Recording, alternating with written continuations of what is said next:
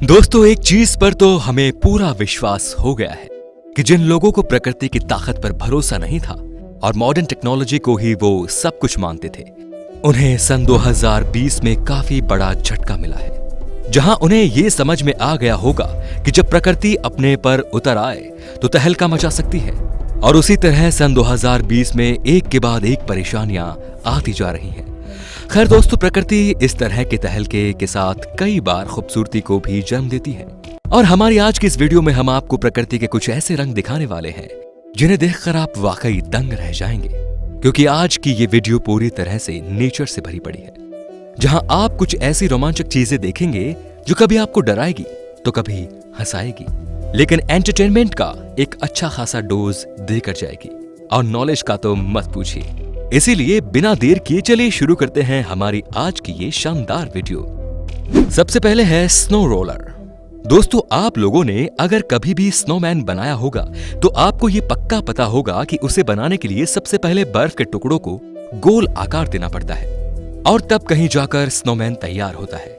लेकिन अगर हम आपसे कहे कि ये काम प्रकृति आपके लिए खुद कर देती है, तो जी हाँ दोस्तों, चौंकिए मत। स्नो रोलर एक ऐसी प्राकृतिक घटना है जिसमें हवा के चलते बर्फ के गोले अपने आप बनने शुरू हो जाते हैं, जो हवा के साथ रोल करते हुए आगे बढ़ते हैं। जैसा कि आप खुद ही देख सकते हैं कि किस तरह ये बर्फ प्राकृतिक तौर से घूमती हुई बड़ा आकार ले रही है। इस तरह की प्राकृतिक घटना बहुत कम ही देखने को मिलती है, क्योंकि इसमें एटमॉस्फेयर का काफी ज्यादा प्रभाव होता है। Climate change is turning Antarctica snow green. दोस्तों, धरती पर क्लाइमेट चेंज यानी कि जलवायु परिवर्तन का बेहद गंभीर असर अंटार्कटिका पर पड़ रहा है। साल 1992 से लेकर 2017 के बीच अंटार्कटिका से अब तक 3 ट्रिलियन टन बर्फ खत्म हो गई। दरअसल अंटार्कटिका की सतह पर फैली अनंत बर्फ एल्गी यानी शैवाल के लिए घर बन चुकी है और ये बहुत तेजी से फैल रही है। शोधकर्ताओं ने पाया कि एक शैवाल का आकार बहुत छोटा है, लेकिन सामूहिक तौर पर मिलकर ये अंटार्कटिका को हरा भरा बना रही है। और इसी नेचुरल फिनोमिना की वजह से अंटार्कटिका की बर्फ का रंग धीरे धीरे हरा हो रहा है। स्पाईवेब पाकिस्तान। आप लोगों ने तरह तरह के नेचुरल फिनोमिना के बारे में तो सुना ही होगा और देखा होगा, पर क्या कभी आपने पेड़ के ऊपर हर तरह मकड़ी के जाले लगे हुए देखे हैं? दोस्तों, अगर आप लोगों ने ये नहीं देखा तो हम आपको बता दें कि सन 2011 में पाकिस्तान में बहुत भारी बाढ़ आई थी और हर कोई उससे बचने के रास्ते ढूंढ रहा था। हालांकि इंसान तो अपने घरों की छत में या फिर बड़ी बिल्डिंगों में रहकर खुद को बचा लेते हैं, लेकिन जब बात कीड़े मकोड़ों और अन्य जानवरों की आई तो उन्होंने भी इसका समाधान ढूंढ लिया, जिसमें सबसे शानदार चीज तो मकड़ियों ने की, जहां वो जाकर पेड़ों में बैठ गई और एक एक पेड़ पर हजारों लाखों की संख्या में मछलियां बैठी हुई थी, जिनकी वजह से पेड़ों पर इतने ज्यादा जाले पड़ गए जिस कारण पूरा पेड़ मकड़ी के जालों से भर गया। और इस तरह का शानदार नेचुरल फिनोमिना हम सभी को देखने को मिला। पेनिटेंट। दोस्तों, आप लोगों ने तरह तरह की बर्फ तो देखी ही होंगी, लेकिन क्या कभी ब्लेड की तरह की कोई बर्फ देखी है जिसका इशारा सीधे सूरज की तरफ हो? अगर आप ऐसा कुछ नहीं जानते तो हम आपको बता दें कि चिली और अर्जेंटीना के बीच सूखे एंडीज की ऊंचाई वाले ग्लेशियरों में कुछ शानदार है जिन्हें निस पेनिटेंट कहते हैं। पेनिटेंट कठोर बर्फ के गठन के लंबे पतले ब्लेड हैं जो सूर्य की दिशा की ओर इशारा करते हैं। हमें पता है कि आपके दिमाग में ये ख्याल जरूर चल रहा होगा कि ये बनते कैसे हैं। तो दोस्तों, ये एक नेचुरल प्रोसेस है जिसमें जब सूरज की किरणें बिना मेल्ट किए डायरेक्ट बर्फ को वाटर वेपर में चेंज कर देती है, तो इस तरह के पेनिटेंट देखने को मिलते हैं और इस प्रोसेस को सब्लिमेशन कहते हैं। और इनका साइज कुछ सेंटीमीटर से लेकर लगभग 2 मीटर तक बढ़ सकता है, कुछ को 5 सेंटीमीटर तक बढ़ने के लिए दर्ज किया गया है। अब बात करते हैं फॉल स्ट्रीक होल की।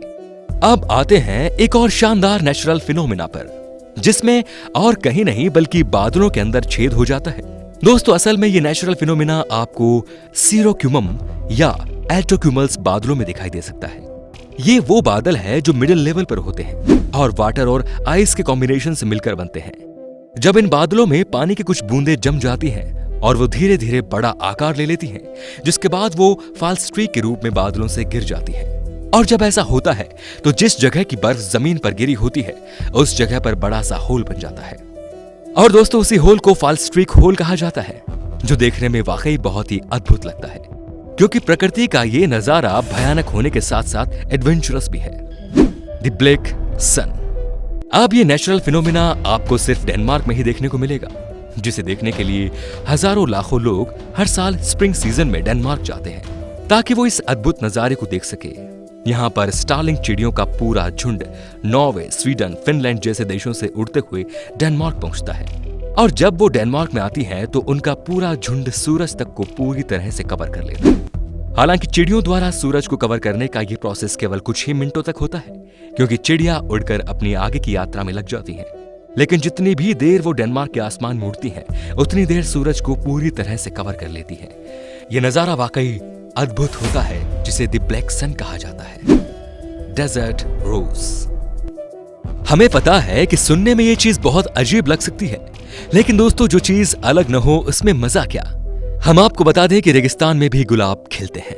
नहीं, वैसे वाले गुलाब नहीं दोस्तों, बल्कि रेत के गुलाब, यानी कि रेत से रेगिस्तानी इलाकों में गुलाब की संरचना बनती है जो कुछ इस तरह दिखाई देती है।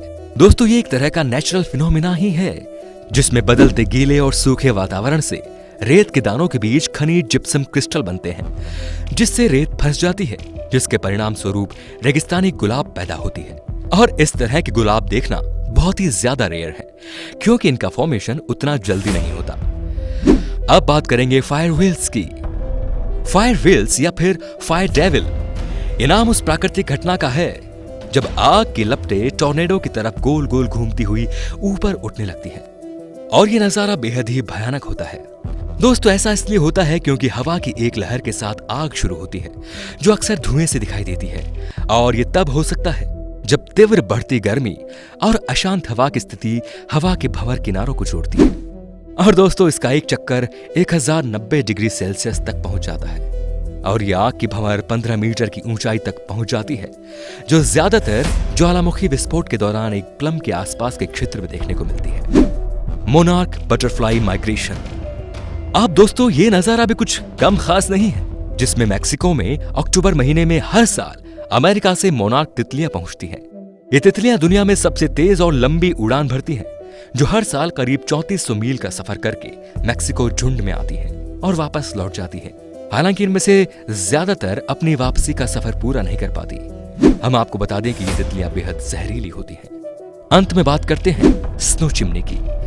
दोस्तों स्नो चिमनी वो छेद है जो कि ज्वालामुखियों से भाप निकलने की अनुमति देते हैं। जैसा कि ट्विटर गौतम 3 द्वारा बनाया गया है कि आर्कटिक क्षेत्रों में जैसे ही भाप इनमें से किसी एक छिद्र को छोड़ती है, ये जम जाता है और अंततः ज्वालामुखी के चारों ओर बड़े पैमानों पर बर्फ की चिमनी बन जाती है। और जब ऐसा होता है तो बर्फ की ज्वालामुखी से भाप निकलनी शुरू हो जाती है, जिसे हम स्नो चिमनी कहते हैं। तो दोस्तों आज के लिए बस इतना ही। अब वक्त है आपसे अलविदा लेने का। आपको हमारे आज की ये वीडियो कैसी लगी हमें कमेंट करके जरूर बताइए, और ऐसी ही इंटरेस्टिंग वीडियोस को लगातार देखने के लिए हमारे चैनल को लाइक, शेयर, सब्सक्राइब करना बिल्कुल ना भूलें। धन्यवाद।